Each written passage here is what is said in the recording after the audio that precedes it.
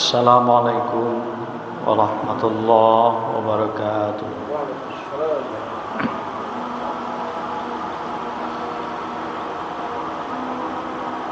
Alhamdulillahi rabbil alamin.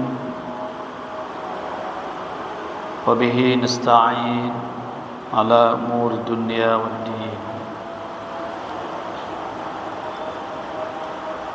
Allahumma salli ala Muhammad wa ala alihi wa sahbihi ajma'in.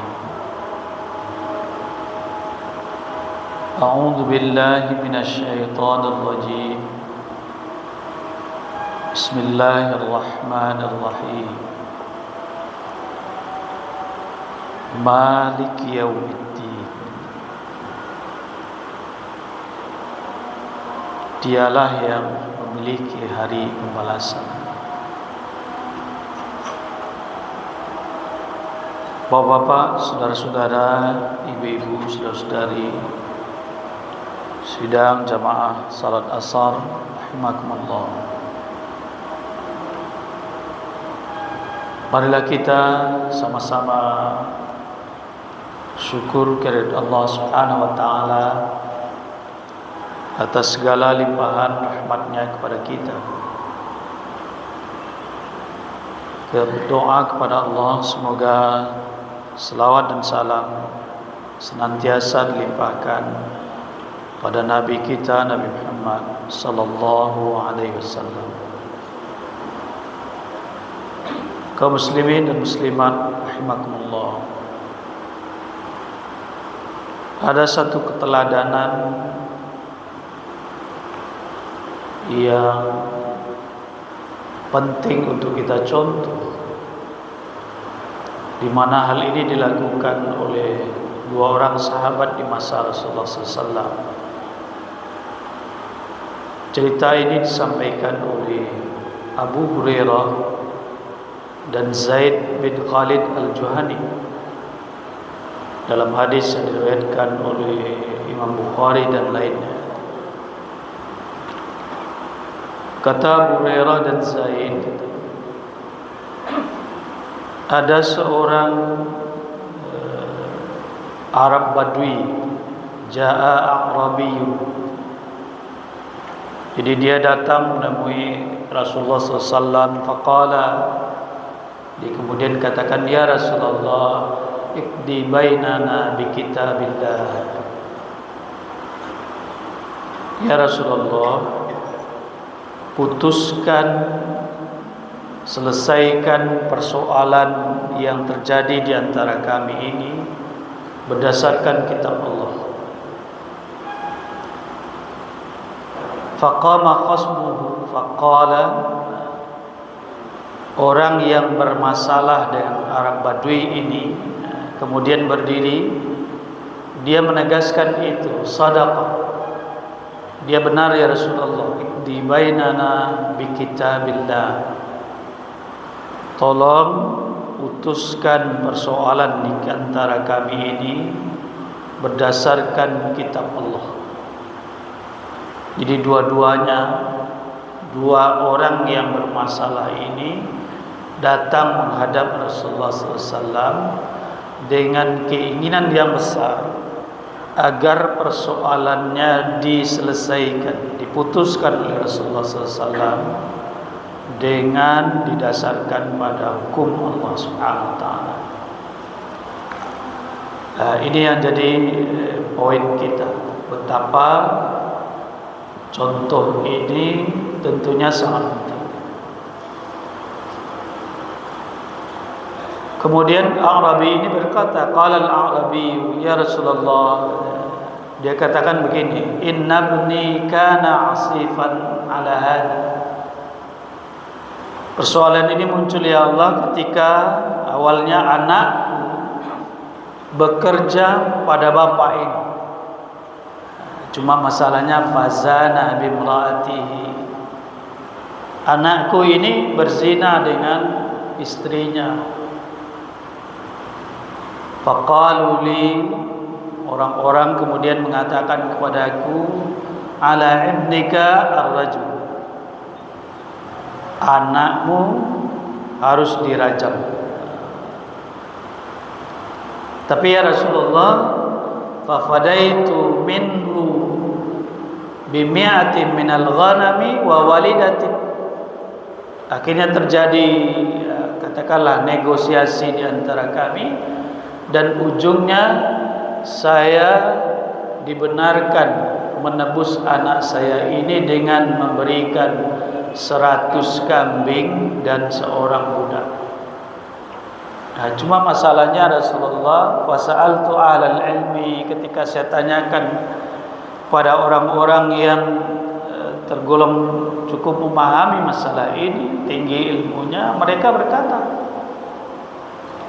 innama ala ibnika, yang jadi hukuman anakmu itu adalah jalbu bimi'atin, adalah dijilid, dipukul 100 kali, wa taghribu an, dan diasingkan setahun.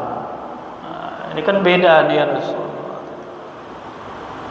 Jadi katanya ada dua hal ini. Maka kami datang ke sini bagaimana menyelesaikannya. Qala Rasulullah SAW, Nabi kemudian bersabda, la'aqdiyanna bainakuma bi kitabillah. Baik, kata Nabi, sekarang saya akan putuskan persoalan ini, perkara masalah di antara kalian ini dengan kitab Allah. Jadi kata Nabi, ammal walidatu wal ghanamu faraddun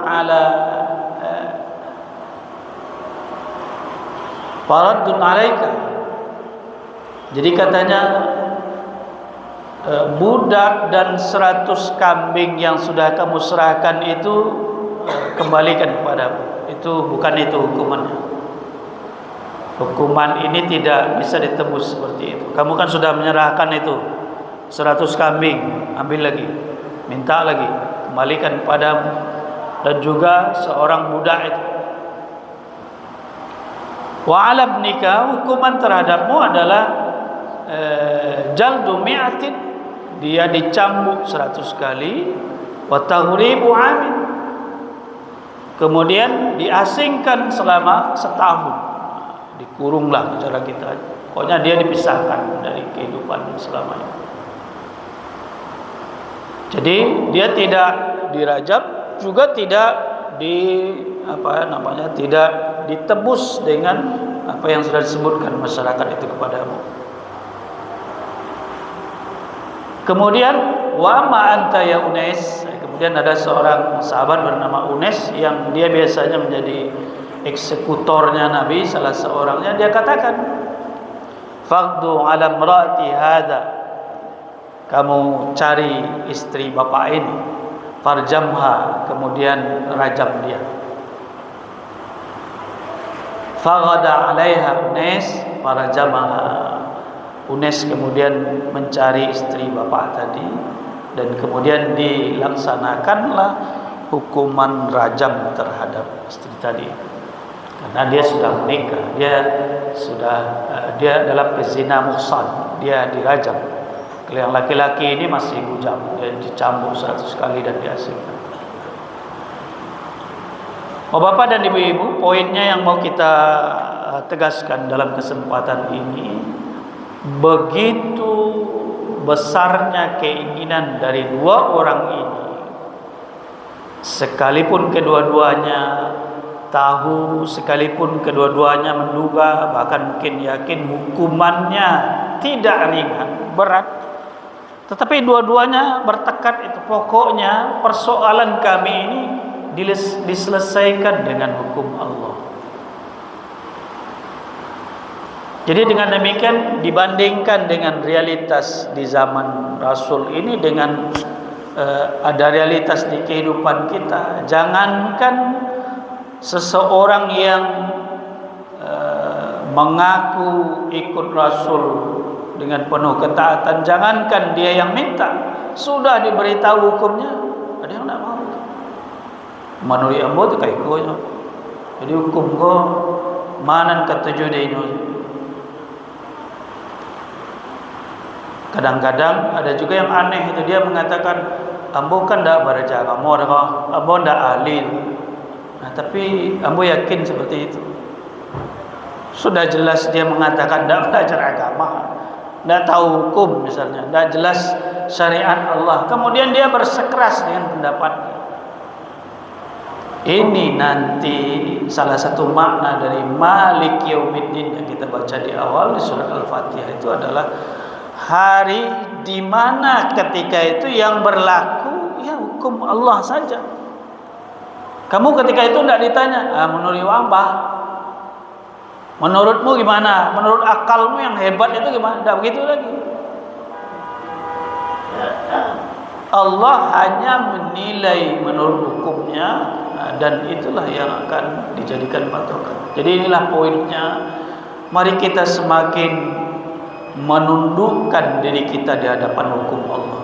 Tentu saja terkait dengan hukum zina ada bahasan lebih lanjut, ya, tapi yang kita ambil poinnya itu.